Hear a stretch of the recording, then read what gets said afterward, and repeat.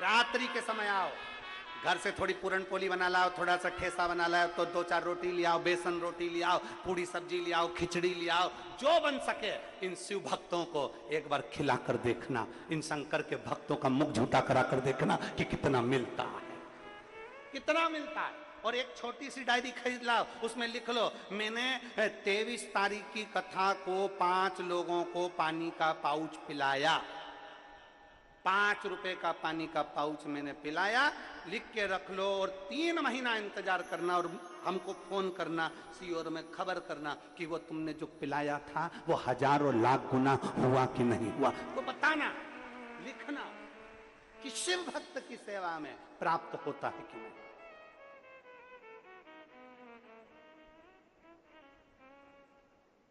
उसके दरबार पर कोई कमी नहीं होती, लुटाता है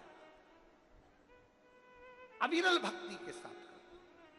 किसी के धन को देखकर आनंद ये नहीं करना कि हमको वो धन मिल जाए, किसी का वैभव, किसी की संपदा, किसी की दौलत हमको मिल जाए, ना ना ना। शिव पुराण कहती है, भगवान शंकर की कथा कहती है, भगवान शंकर ने माता पार्वती जी को समझाया था जब माता पार्वती जी माता लक्ष्मी जी के यहाँ घूमने के लिए गई थी, और लक्ष्मी जी के यहाँ जब भ्रमण पर गई, लक्ष्मी जी ने पार्वती का हाथ पकड़ा, हाथ पकड़कर पार्वती से कहा, पार्वती देख सोने के पर्ण कोटे देख, सोने का महल देख, सोने का नगर देख, सोने का ठाट देख, पार्वती कितना सुंदर है, कितना सुंदर। और पार्वती, एक मेरा सोने का महल, सोने का नगर, सोने का पर्णकोटा, सोने का कलश, सोने का तोरण, और एक तू पार्वती तेरे पास क्या है? और एक तेरा पति भस्मी रमा लेता है, जटाजूट बांध लेता है, सांप बिच्छुओं के साथ पड़ा रहता है, तेरे ऊपर ध्यान भी नहीं देता। पार्वती की आंख में जल भर गया और माता पार्वती ने कहा, लक्ष्मी तेरी संपदा तू तेरे पास रख, मना नहीं, तेरा सोने का पर्णकोटा तेरे पास रख, मना नहीं है, पर लक्ष्मी इतना याद रख, मेरे पति को कुछ मत, मेरे पति को कुछ मत दो, सोने का पर्णकोटा तू तेरे पास रख। लक्ष्मी जी को लगा कि पार्वती को बुरा लग गया, फिर पार्वती का हाथ पकड़ा, पार्वती सोने के वृक्ष, सोने का सरोवर, सोने का तोरण, सोने का घाट, सोने का कलश, सोने का कमल, सोने का राजभवन, सब सोने का। इतने में फिर लक्ष्मी जी ने कहा, एक तेरा पति जिसके पास कुछ भी नहीं। पार्वती ने कहा, लक्ष्मी फिर निवेदन है, तू मेरी बेस्ट फ्रेंड है, मैं मानती हूं, पर 2 मिनट के अंदर बेस्ट फ्रेंड की ये दोस्ती टूट जाएगी। 2 मिनट के अंदर मैं तुझे ब्लॉक कर दूंगी। 2 मिनट लगेगा, बस करना ही क्या, ब्लॉक लिस्ट में जाना है और ब्लॉक करना है, होना कुछ नहीं। पहले डर लगता था लोग क्या कहेंगे, अब डर लगता है लोग ब्लॉक कर देंगे।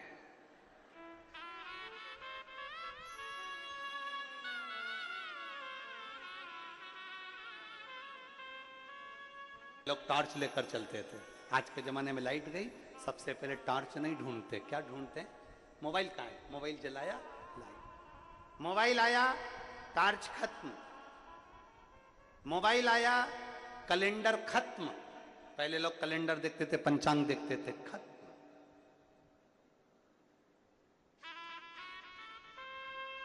कैलेंडर खत्म, मोबाइल आया, टॉर्च खत्म, मोबाइल आया, रेडियो, बोलो बोलो जम के बोलो, खत्म। मोबाइल आया, टॉकीज फिल्म, टॉकीज जाना खत्म, सब कुछ मोबाइल ने खत्म कर दिया। और वही मोबाइल एक दिन तुम्हारी पत्नी के हाथ में आया तो तुम भी खत्म।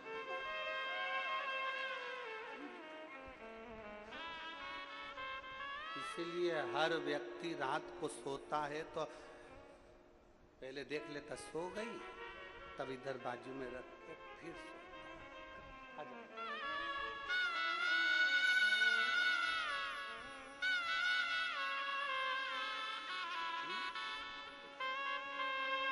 ये बेटे की जो सरकारी नौकरी लगी है उसका है, जोरदार तालियों का स्वागत।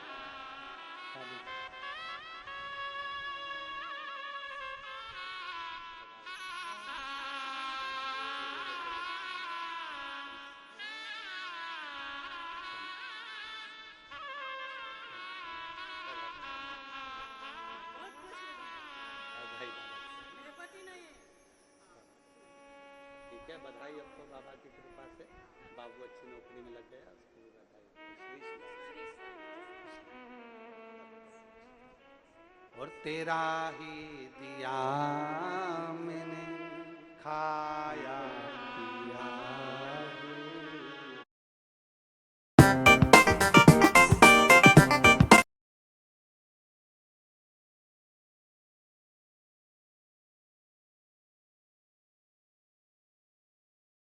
तेरा शुक्रिया, तेरा शुक्रिया। बहुत कुछ खत्म कर दिया मोबाइल ने, बहुत कुछ, बहुत।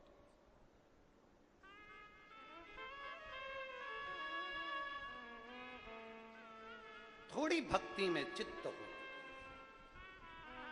देवराज कुछ नहीं। पत्नी ने कह दिया, पत्नी नहीं हो, उस स्त्री ने, पर नारी ने, पर स्त्री ने, वैश्या ने कह दिया, पर स्त्री ने।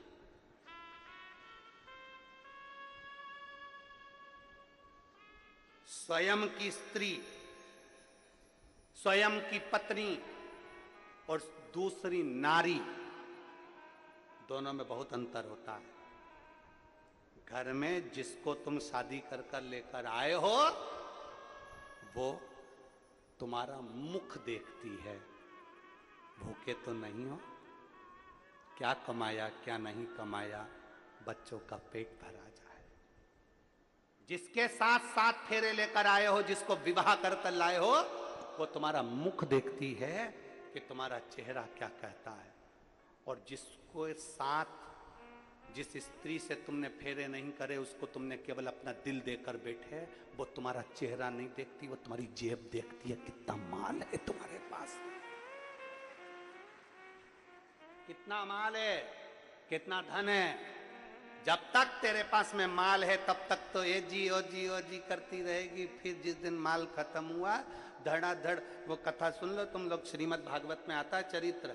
धुंधकारी की कथा सुनी कि नहीं सुनी? बोलो रे नांदेड़ वालों, भागवत सुनी? धुंधकारी का चरित्र आता है। 5 वेश्याओं का संग कर लिया था, 5 वेश्याओं का संग आत्मदेव ने करा। 5 वेश्याओं का संग कर लिया था, और एक दिन धन खत्म हुआ तो उन 5 वेश्याओं ने उसी के प्राण ले लिए। उसी के प्राण मुंह में भर दिया, अंगारे और बेलन से ठूस दिए। श्रीमद् भागवत कहती है, पर नारी और पर धन व्यक्ति को कभी सुखी नहीं बना सकता। पर नारी और पर धन व्यक्ति को कभी सुखी नहीं बना सकता, कभी नहीं। रावण ने सीता जी का हाथ छुआ था। रावण ने सीता जी को लेकर हाथ पकड़कर खींच कर लेकर गया था, पूरी लंका में आग लग गई थी। एक दिन आग लग कर ही रहेगी। ये छोटी छोटी बेटियां, ये युवान मेरी बेटियां, एक में हो सकता है लोगों को हमारी बात बुरी लग जाए तो लग जाए। सीवर वाला महाराज तो वैसे ही बेकार है। जब तुम मोबाइल खोलोगे तब उसमें सीवर वाले महाराज के लिए लोग गाली देते हुए मिलेंगे 24 घंटे, तो एक बार और दे देंगे। एक निवेदन पूरे भारतवासियों से, भारत में जन्म लेने वाली बेटियों के बाप से निवेदन है कि तुम्हारे घर में अगर बेटी जन्म ले, तुम्हारे घर में अगर बेटी ने जन्म लिया है, तो उसकी रक्षा की जवाबदारी भी तुम्हारी खुद की होना चाहिए, दूसरे की नहीं। उसकी सुरक्षा की जवाबदारी अपनी होना चाहिए।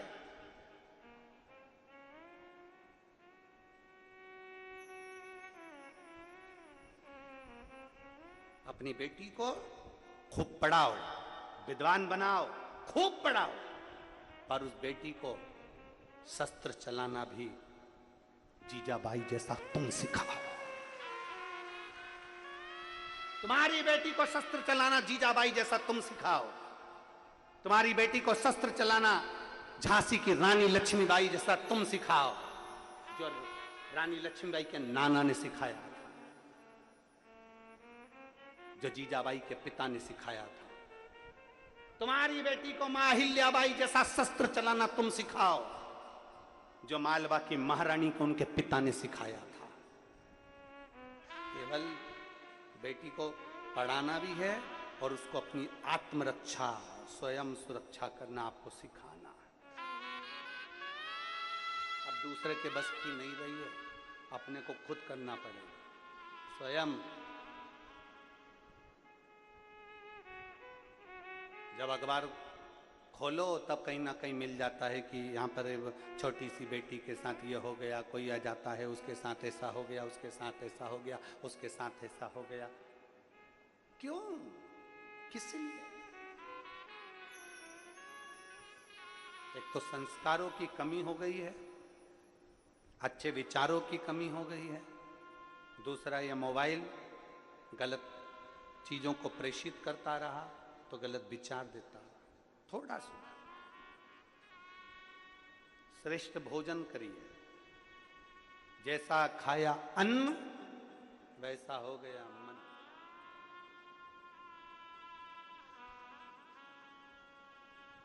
हफ्ते में एक दिन छुट्टी मिलती है, कौन सा दिन होता है? बोलो बोलो जम के। नौकरी करने वालों को एक दिन छुट्टी मिलती है, कौन सा दिन? संडे। शनिवार के दिन विचार कर लिया जाता है कल कहां जाना है, कौन सी होटल में जाना है, कहां जाना है।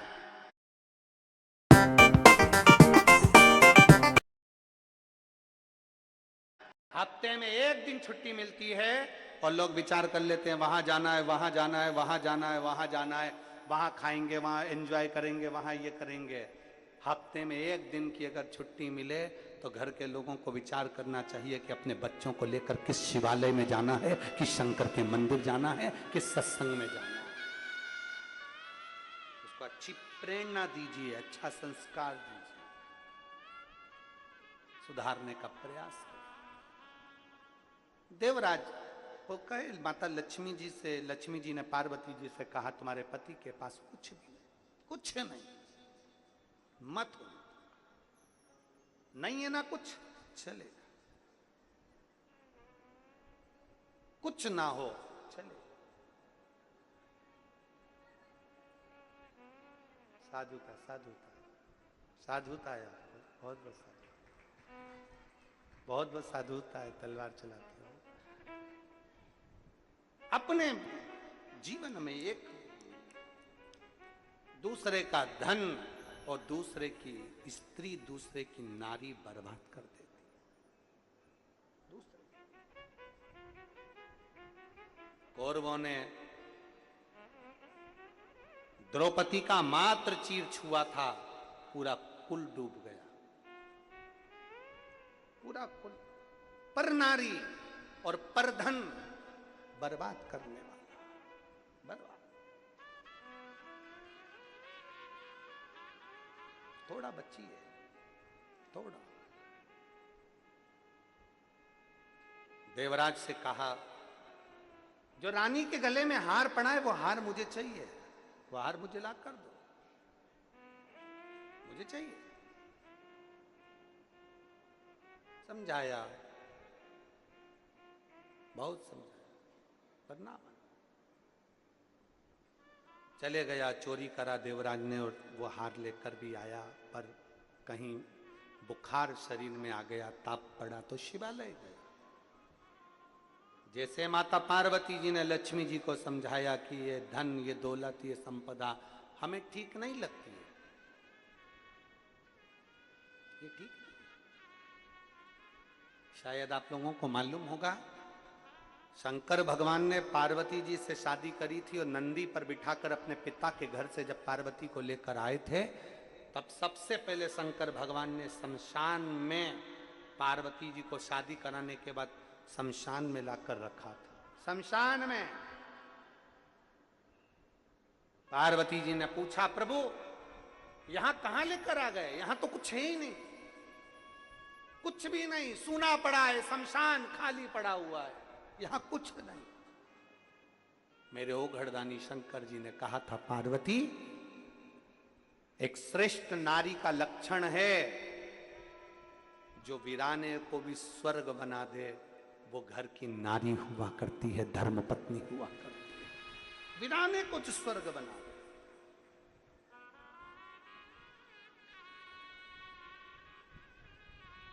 वो घर की नारी है।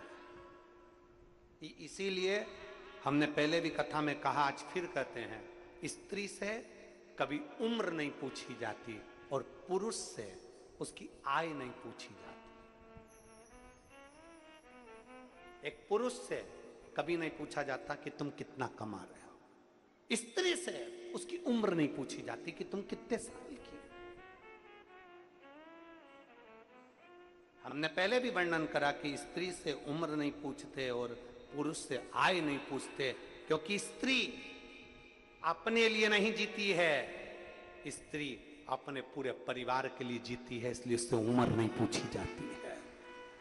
पुरुष से उसकी आय नहीं पूछते, क्योंकि पुरुष अपने लिए कभी नहीं कमाता, कमाता है तो अपने बच्चों के लिए, परिवार के लिए, अपने कुटुंब के लिए कमाता है, इसलिए उससे पूछा नहीं जाता कि तू कितना कमा रहा है। पुरुष से आय मत पूछो और स्त्री से उम्र मत पूछो, क्योंकि ये दोनों अपने लिए जीते ही नहीं है। बाप आज भी छोटा ही मोबाइल रखा है और औलाद कटे हुए सेव फल का रखी है। क्या बोलते हैं उसको? एप्पल। कटे हुए सेव फल का मोबाइल औलाद आज भी। अगर दादा दादी का अगर मोबाइल थोड़ा बहुत भी गड़बड़ हो जाए ना, तो उनको सुधारना नहीं आता, और छोटा सा बच्चा आएगा और दादी कह देगी, देख तो रहे इसमें क्या हो गया। दादी अभी करता और उसने मोबाइल लिया और यूं यूं यूं कर पूरा के दादी को दे, दादी चालू हो गया, देख चालू। दादी बोली, हाँ रे चालू हो गया।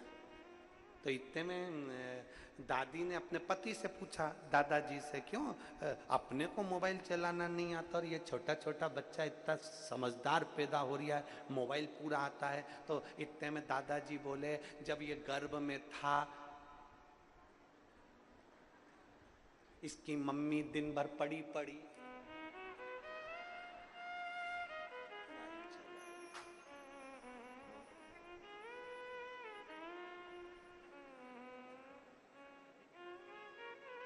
हमको बहुत पहले एक बार पंढरपुर की कथा स्मरण में है। अभी पंढरपुर कथा करी थी, इसके बहुत पहले की बात है, लगभग 22-24 साल पहले की बात होगी। हम उस समय पर बहुत पहले, लगभग और ज़्यादा समय हो गया होगा, 25-31 साल हो गए होंगे। उस समय हम पंढरपुर कथा करने गए थे, तो महेश्वरी भवन में कथा थी। 30 साल पहले की बात होगी लगभग। अब वहाँ पर एक बहन, महेश्वरी भवन से 8-10 घर छोड़ के एक मेडिकल आता है, मेडिकल के बाद में एक और घर आता है। तो वहां से एक बहन की मम्मी ने गरम गरम चांदी के गिलास में दूध रखा। चांदी का गिलास गरम भी हो जाता है। वो गरम की गरम गिलास का दूध ले गया और धड़ धड़ धड़ धड़। उसकी मम्मी ने कंकु, चावल और कुछ भेंट ला के रखी, वो उसको भी लेकर गया, पूरा कंकु अपने मुंह पे पोत लिया। उसकी माँ बड़ी दुखी हुई, गुरुजी आपका अपमान हो गया। हमने कहा, जी जी जाने दे तू तो अपमान, पहले ये बता ये हुआ कैसे। तो कहे, गुरुजी जैसे आप कथा करने आए हो, एक महाराज जी कथा करने आए थे, उन्होंने उस समय पर बोला था कि बच्चा जब गर्भ में रहे तो खूब सुंदर कांड का पाठ करना चाहिए। जब ये गर्भ में था तो मैंने खूब सुंदर कांड का पाठ किया, खूब किया। अब ऐसा हुआ है, इसकी शांति का कोई उपाय बताओ। हमने कब हनुमान चालीसा पढ़ रोज प्रति। गर्भस्थ, गर्भ में अगर नारी है, गर्भ में हिरण्यकशिपु की धर्म पत्नी के गर्भ में प्रहलाद जी थे। भगवान की ऐसी भक्ति नारद जी ने कराई कि वो आह्लाद करते निकले तो प्रहलाद हो गए। गर्भस्थ। हम क्या दे रहे हैं बच्चों को? हम क्या प्रदान कर रहे हैं बच्चों को? बच्चा भोजन नहीं करता, हम उसको मोबाइल पकड़ा देते हैं। बच्चा अगर जिद करता है तो हम मोबाइल पकड़ा देते हैं। हम हमारे बच्चों को क्या दे रहे हैं? हम अच्छा संस्कार कहां दे पा रहे हैं? देवराज, और वो देवराज जो देवराज भगवान शिव की विरल भक्ति को धारण नहीं कर पाया, ब्राह्मण कुल में जन्म लेने के बाद भी श्रेष्ठ नहीं बन पाया। पढ़ाओ, गर्भस्थ नारी को पढ़ना चाहिए, सुंदरकांड भी पढ़ना चाहिए, हनुमान चालीसा भी पढ़ना चाहिए, राम रक्षा स्तोत्र भी पढ़ना चाहिए, गिरिराज चालीसा भी पढ़ना चाहिए, शिव स्तोत्र भी पढ़ना चाहिए, शिव चालीसा भी पढ़ना चाहिए। खूब पढ़ो, खूब, और अपने बच्चों को इतना प्रबल बनाओ, संस्कारवान बनाओ। संस्कार, कुछ थोड़ा थोड़ा उनको संस्कार देते रहे। संस्कार। लक्ष्मी मैया ने क्रोध किया, पार्वती मैया ने गुस्सा किया, घर गई, पति से कहा मुझे एक महल बनवाओ। महल बनवा दिया, पर वो महल शंकर जी जानते थे ये मेरे लिए नहीं, ये महल में मुझे रहना नहीं है। रावण के पिताजी विशर्वा जी ने उस महल की पूजन कराई और वही महल भगवान शंकर ने दान दे दिया। वही महल।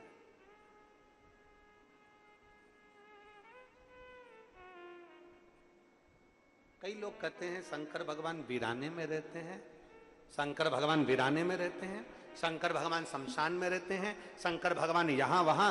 लोगों ने कहा, कई लोगों ने, बीच में तो ऐसा आ गया था कि लोगों ने शंकर भगवान के शिवलिंग को, घर में रखा हुआ शिवलिंग लोगों ने पीपल के पेड़ के नीचे ले जाकर रख दिया, मंदिरों में ले जाकर रख दिया, पानी में विसर्जन कर दिया। लोग समझते नहीं थे ना कि शंकर क्या है, शिव तत्व क्या है, शिवलिंग क्या है।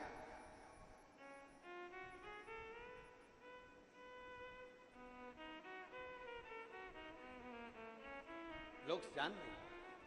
और भूत प्रेत नित करे चाकरी, सबका यहाँ गुजारा। और अजब है भोलानाथ ये दरबार, दरबार